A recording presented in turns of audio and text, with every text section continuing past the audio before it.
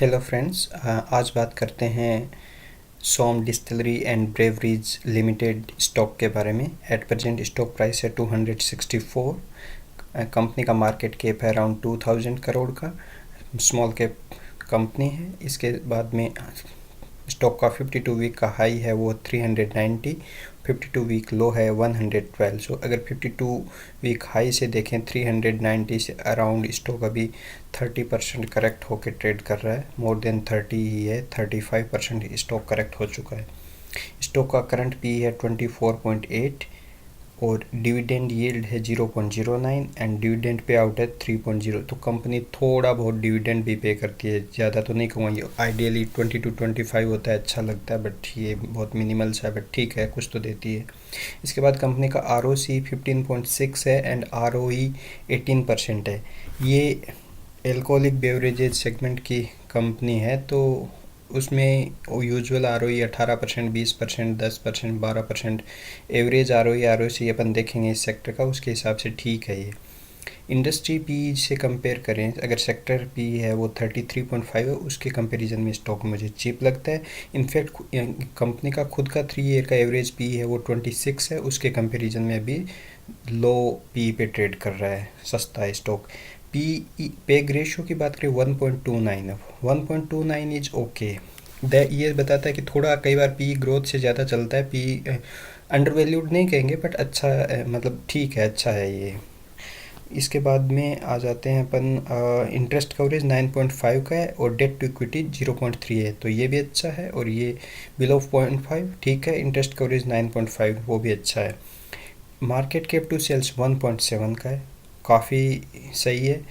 Below 3 it's fine for this sector and EV by EBIT 18 का है, इस sector के हिसाब से ये भी बहुत सही है। प्रमोटर होल्डिंग 34.7 है। ये आप कहोगे कि प्रमोटर होल्डिंग कम है, बट मैं कह रहा हूँ ये बहुत गजब की प्रमोटर होल्डिंग है। जब अपन इसके प्रमोटर होल्डिंग पैटर्न में जाएंगे तब आपको समझ में आएगा कि ये क्यों अच्छा है। प्लेस्ड परसेंटेज कोई शेयर प्लेस्ड है नहीं। FII की होल्डिंग है थोड़ी और DII की ज़्यादा नहीं, बहुत कम है, 0.5% के राउंड है। इसके बाद रिजर्व कंपनी के पास 376 है, उसके अगेंस्ट डेट 159 करोड़ का है। डेट टू इक्विटी 0.3 है, ठीक है, ये भी सब ओके। अब ये कंपनी करती क्या है मेनली, ये क्या करती है, एल्कोहलिक बेवरेजेस बनाती है, मेनली बियर बनाने का काम करती है। इसके अलावा IMFL, Indian made foreign liquor, जिसमें विस्की वगैरह भी बनाती है। अपन इसमें जाएंगे एनुअल रिपोर्ट में, उसमें देखेंगे कि ये किस टाइप के ब्रांड जो हैं इनके बियर के हैं वो जो ये बनाती है। इसके बाद आ जाते हैं कंपनी की शेयर प्राइस। जो ये पिछले 3 साल का चार्ट है। अगर इसको 1 ईयर में देखें तो देखिए यहाँ से स्टॉक, ये येलो लाइन आपको पता है 50 डे मूविंग एवरेज है, ग्रे लाइन है वो है 200 डे का मूविंग एवरेज। हमेशा ये स्टॉक ये 50 डे मूविंग एवरेज के ऊपर चलता गया। यहाँ पे इसने पीक बनाया, यहाँ से गिरा, अभी ये 50 डे मूविंग एवरेज को ब्रीच किया और अभी इसने तो 200 डे मूविंग एवरेज को भी ब्रीच कर दिया है। तो यूजुअली ऐसे केस में, पर इस चार्ट पे आप देखोगे अभी 50 day moving average still up है, बट कैंडल स्टिक दूसरे अपन चार्ट में देखेंगे थोड़ा सा डाउन लग रहा है। बट यहाँ पे एग्जैक्ट जो हैमर बना है वो मुझे थोड़ा कॉन्फिडेंस देता है, वो सपोर्ट के पास और बना है। इसलिए पी की बात कर लेते हैं। पी का चार्ट यहाँ पे कोविड के टाइम पे ये इसके लॉस होते थे कंपनी के। इसका 3 ईयर का चार्ट देखते हैं। 3 ईयर में देख लो, यहाँ पे कोविड के बाद से ये धीरे धीरे कंपनी का EPS बढ़ना शुरू हुआ और कंटिन्यूस राइज हो रहा है। इसमें अगर बात करें PE का चार्ट है, तो PE का चार्ट यहाँ जो 17 का था, यहाँ से चल के मैक्सिमम इसने 45-42 के अराउंड गया है। वहाँ से अभी डिक्रीज हुआ है और डिक्रीज होकर 25-24 के PE पे मिल रहा है। जबकि EPS देखिए, EPS कंटिन्यू ग्रो कर रहा है। तो ये आपको इंडिकेट करता है कि यहाँ पे स्टॉक अभी सस्ता हो चुका है, जो यहाँ पे था उसके कंपैरिजन में सस्ता हुआ है और ग्रोथ बढ़ी है। तो एक बाइंग के लिए अच्छी अपॉर्चुनिटी है ये देखिए कंपनी गुड क्वार्टर रिजल्ट तो कंटिन्यूसली दे ही रही है। अभी पिछले 2 साल से अच्छा खासा ग्रोथ मिला है। लास्ट गुड प्रॉफिट ग्रोथ 20% के राउंड है लास्ट 5 ईयर का, बट अगर 2 ईयर का देखोगे तो बहुत ही गजब का है ये। एंड डेटर डेज इम्प्रूव हुए हैं 116 डेज से 64। मेरे और बहुत सारे वीडियोज़ में मैंने बताया डेटर डेज कम होते हैं तो क्यों अच्छे होते हैं। ये आपने को ये पॉजिटिव साइन है इसका। अभी यहाँ पे देखो, ये सिस्टम तो बोल देता है प्रमोटर होल्डिंग लो है, पर अपन देखेंगे ये लो नहीं है, ये अच्छी है। क्यों अच्छी है? एल्कोहलिक बेवरेजेस सेगमेंट की हैं। यहाँ पे देखो सेक्टर का एवरेज पी अराउंड 29 का है, कंपनी का 24 का है, उस हिसाब से ठीक है। इस सेक्टर में अगर अपन बात करें पेग रेशियो की तो 1.7 का एवरेज आता है कंपनी का, उसके हिसाब से 1.29 है, वो भी ठीक है, अच्छा है। अगर इस सेक्टर में बात करें, इस सेक्टर के आरओई की 11.2 है, इसका 18 है, अच्छा है। यहाँ पे 1.4 आप कहोगे, कंपनी 2017 अभी मतलब इसके जो डेटा अवेलेबल है वो 17 से, बट ये कोविड के आसपास लास्ट के 2-3 ईयर में इसका लॉस हुआ था, उस वजह से यहाँ पे कम था। और आरओसी जो सेक्टर का 14.5 उसी के आसपास इसका है 15.6, तो ठीक है, सेक्टर के हिसाब से ये अच्छा परफॉर्म कर रही है। क्वार्टरली रिजल्ट देख लेते हैं।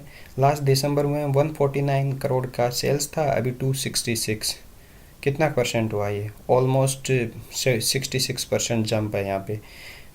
पेट देख लेते हैं, नेट प्रॉफिट था 11 करोड़ का, यहाँ पे 18 करोड़ है, ये भी अराउंड 50-60% जंप यहाँ पे है।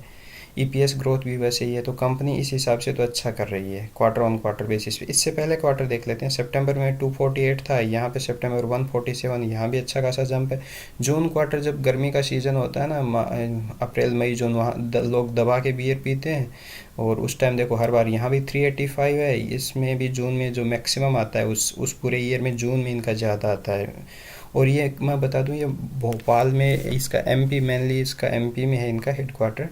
इसके बाद ईयर ऑन ईयर बेसिस पे देखिए, सेल्स यहाँ 245 का था, 351, 393, ये कोविड में 2020 में जब कोविड आया तो ये जो 2021 में इसकी ये ड्रॉप हुआ, वहाँ से जंप हुआ, और अब देखिए पिछले 2 साल में 365 से 800, एंड देन अभी सिर्फ ये 9 मंथ्स के हिसाब से ट्रेलिंग 12 मंथ का आया है, और अभी अगले मंथ का और अच्छा आएगा, तो इसके हिसाब से ये देख सकते हो 50% का जंप यहाँ पे भी है। प्रॉफिट यहाँ देखिए लॉस हो रहा था दोनों बार, इसके बाद यहाँ से लॉस से सीधा 60 करोड़ एंड देन 82 करोड़, तो अभी कंपनी अच्छा परफॉर्म कर रही है। सेल्स ग्रोथ देखिए 21% 3 साल का, और 66% लास्ट ट्रेलिंग 12 मंथ का।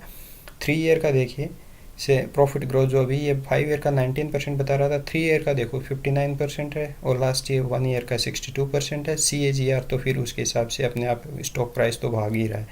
यहाँ पे लॉस हुआ, कंपनी को रिटर्न नहीं जनरेट कर पाई थी, कैपिटल इन्वेस्ट किया था, लॉसेज हुए थे, डेप्रिसिएशन हुए थे, बट यहाँ लास्ट 1 ईयर का आरओई अच्छा है। अब आ जाते हैं कंपनी की बैलेंस शीट पे। कंपनी कि देखिए इक्विटी कैपिटल ज़्यादा, इन्होंने ज़्यादा अपनी होल्डिंग कम कर ही नहीं रही है। इनफैक्ट रिजर्व्स जो हैं इनके देखिए कंटिन्यूसली रिजर्व राइज हुए हैं, बोरोइंग हैं वो बढ़ी हैं, बट यहाँ से देखिए यहाँ 2020 में भी 222 करोड़ का इन पे बोरोइंग था, डेट था, अभी उसको कम करते करते ये 159 पे लेके आ गए, अच्छा है ये। इसके बाद कैश फ्लो की बात करते हैं। कैश फ्लो ऑपरेटिंग एक्टिविटी से पॉजिटिव कैश फ्लो है, देख लीजिए। ऑपरेटिंग एक्टिविटी में इनके प्रॉफिट ऑपरेशन से कंटिन्यूसली कंपनी जनरेट करती है, और ये रिसीवेबल एडवांस में इनका पेमेंट आता रहता है, पेएबल पॉजिटिव है, अच्छा है। इसके बाद में आ जाते हैं इनके इन्वेस्टिंग एक्टिविटी से। कंपनी रेगुलरली अपनी एसेट्स को बढ़ाने के लिए नई एसेट बाई करती है, उसमें पैसा डालती है, इन्वेस्टमेंट कर रहा है, तो उसके लिए 108 करोड़ का इन्वेस्टमेंट हुआ यहाँ पे। और इसके अलावा फाइनेंसिंग एक्टिविटी में देखिए यहाँ पे इन्होंने से 39 करोड़ शेयर्स इन्होंने दिए थे, इसके बाद 135 करोड़ का। अभी कंपनी यहाँ पे क्या है, कोई बोरोइंग अभी क्या रिसेंटली लास्ट ईयर में जो भी इतना इन्वेस्टमेंट किया, एसेट परचेज किया, तो उसके लिए 45 करोड़ का लोन उठाया था, रेगुलरली उसका रीपेमेंट करती रहती है। यहाँ देख सकते हो 14 करोड़, 11 करोड़, और इंटरेस्ट तो ये जाता ही है। डिविडेंड अभी जस्ट पे करना शुरू किया, उससे पहले भी कुछ करती थी ये कंपनी, ठीक है। तो नेट कैश फ्लो यहाँ पे पॉजिटिव है। डेटर डेज 64 हैं, डेज पेबल 83 हैं, मतलब पैसा आता जल्दी है अपने जिनको ये माल बेचते हैं उनसे, और इनको देने में थोड़ा एक्स्ट्रा टाइम मिल जाता है, तो कैश फ्लो ऐसे में अच्छा बना रहता है। और ये कैश कन्वर्जन साइकिल देखिए, ये छोटा हो रहा है इनका, 169, फिर ये 142, फिर 83, तो ये अच्छी बात है। ROC यहाँ कोविड के बाद से देखिए ROC भी इनका बढ़ा है। इसके बाद आ जाते हैं, ये जो मैं कह रहा था कि प्रमोटर होल्डिंग इनकी बुरी क्यों नहीं है, ईयर ऑन ईयर बेसिस पे देखिए। जब कंपनी 2017 में थे, promoter holding 22%, then 23, 24, 29, 33, 34, promoter continuously, in fact हर क्वार्टर में लास्ट क्वार्टर से भी ये बढ़ा रहे हैं। तो अगर प्रमोटर अपनी होल्डिंग बढ़ा रहा है, उसे दिख रहा है कि कंपनी में फ्यूचर ग्रोथ का पोटेंशियल क्या है, इसीलिए वो प्रमोटर की होल्डिंग बढ़ रही है। इसके अंदर फिर बहुत बड़े बड़े बड़े लोगों का इन्वेस्टमेंट है, बड़ी अमाउंट में देख सकते हो आप, परसेंटेज में देख सकते हो, सारे के सारे अच्छा खासा परसेंट में उठा के बैठे हैं। इसके बाद आ जाते हैं कंपनी कहाँ पे है, तो ये मतलब एल्कोहलिक बेवरेजेस बनाती है, मेनली बियर का इनका बिजनेस है। मेन इनका जो है ये जोग्राफिकल स्प्लिट देखें तो एमपी में है, मध्य प्रदेश में है, कर्नाटका में है, फिर ये अभी अक्रॉस इंडिया इनका एक्सपांसन पेनिट्रेशन का प्लान है। इनके ब्रांड कौन से हैं, हंटर है, इसके अलावा जो ब्लैक फोर्ट है और पावर कूल, ये तीन इनके काफ़ी रिनोन ब्रांड हैं बियर में। इसके अलावा विस्की में भी है, डिफरेंट डिफरेंट ब्रांड है। आप वीडियो को पॉज करके नाम पढ़ना हो तो पढ़ सकते हो इसमें।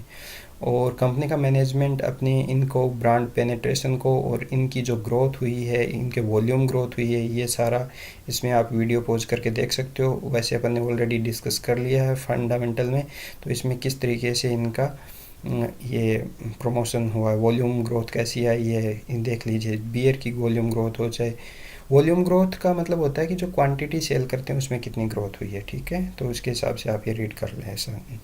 इसके बाद आ जाती है इसमें रेटिंग इकरा ने इसकी रेटिंग है ना ये बताई है कि भाई अभी BBB+, ये A2 आउटस्टैंडिंग, ये आउटस्टैंडिंग स्टेबल, तो रेटिंग वाइज भी ये ठीक लगा है मेरे को। फिर आ जाते हैं टेक्निकल्स पे, सपोर्ट कहाँ आते हैं। अब मैं पहले बता देता हूँ, मेरे वीडियो सारे इन्वेस्टिंग के हिसाब से हैं। चैनल का नाम माइंडफुल इन्वेस्टिंग है, तो इन्वेस्टमेंट का मतलब आप साल भर का व्यू बना के चलिए, क्योंकि मैं मंथली चार्ट पे, अब आप सोचोगे कि आप इसके देखने के बाद में बाई करते हो 7 दिन 10 दिन स्टॉक ना चले, आप सोचते हो नहीं स्विंग ट्रेडिंग के लिए नहीं। स्विंग ट्रेडिंग के लिए वो स्टॉक होगा जब आप उसमें यहाँ जो टेक्निकल्स में जाके डेली चार्ट पे देखोगे। अभी आप अगर वीकली मंथली देखते हो तो एक महीने का तो चार्ट क्या है, तो उसमें फिर 12 महीने 12 मंथ्स 1 ईयर का वेट करना हो। यहाँ बाइंग सिग्नल है। सपोर्ट देख लेते हैं इसमें कहाँ पे बनता है। सपोर्ट आता है फिबोनाची सपोर्ट, जो है फर्स्ट सपोर्ट है 273 का, सेकंड है 263, और ये देख सकते हो इसका सपोर्ट 1 क्लासिक का 1, इसका 2 और इसका, तो 249 मतलब 250 से लेके अभी जो रेंज है उसमें स्टॉक को बाई किया जा सकता है। स्टॉप लॉस रहेगा वो 230 का स्टॉप लॉस रख के उस पर स्टॉक को बाई कर सकते हो। अगर इन्वेस्टमेंट है तो थोड़ा नीचा जाए चलता है, बट अगर फिर भी सेफ साइड रखना हो 230 के स्टॉप लॉस के साथ स्टॉक को बाई किया जा सकता है। वैसे बाई होल्ड एंड सेल की कोई रिकमेंडेशन मैं देता नहीं हूँ, बट मुझे टेक्निकली कहाँ अगर स्टॉप लॉस रखना है, कहाँ पे ये बाइंग सिग्नल लगते हैं वो डिस्कस कर रहे हैं अपन। ये आ जाते हैं इसके कैंडलस्टिक चार्ट पे। ये वीकली चार्ट है। वीकली चार्ट पे देखिए ये red line 50 day moving average है, ये 200 डे मूविंग एवरेज है। एग्जैक्टली 50 डे मूविंग एवरेज पे आके सपोर्ट लेके यहाँ पे ये हैमर बना है। अब ये नहीं होता कि साहब ये तो इसको ब्रीच करके कई बार थोड़ा नीचे भी जाता है, कई बार इससे पहले घूम जाता है, कई बार एग्जैक्टली इस पर घूमता है। तो यहाँ पे जो ये साइन सिग्नल बना है, ये हैमर का ग्रीन से हैमर बना है, और यहाँ से ये मुझे लग रहा है अभी स्टॉक यहाँ से वापस अपने आने वाले 6 महीने में इस टारगेट के पास जा सकता है, 3 से 6 महीने में। और नीचे की तरफ इसका स्टॉप लॉस यहाँ हम रख सकते हो, आप कितना आता है देख सकते हैं अपन यहाँ पे 230 के अराउंड एग्जैक्टली लो जो बना है 230 का, तो वहीं पे इसका आ जाएगा। अगर डेली चार्ट पे देखते हैं तो डेली चार्ट में आप देख सकते हो यहाँ पे ये बिग हैमर बना है, उसके बाद स्टॉक यहाँ पे ही इससे नीचे जाने नहीं दे रहे, यहाँ से स्टॉक ऊपर जाने की पॉसिबिलिटी ज़्यादा है। अगर स्टॉक इससे नीचे गिरता है, इसको ब्रीच करता है, तो यहाँ से एग्जिट कर सकते हो अगर ट्रेडिंग के हिसाब से देखना है तो। वैसे बाई होल्ड सेल की कोई रिकमेंडेशन नहीं है, आप अपना खुद ड्यू डिलीजेंस करिए और उसके हिसाब से आप प्लान कर सकते हो। Thank you.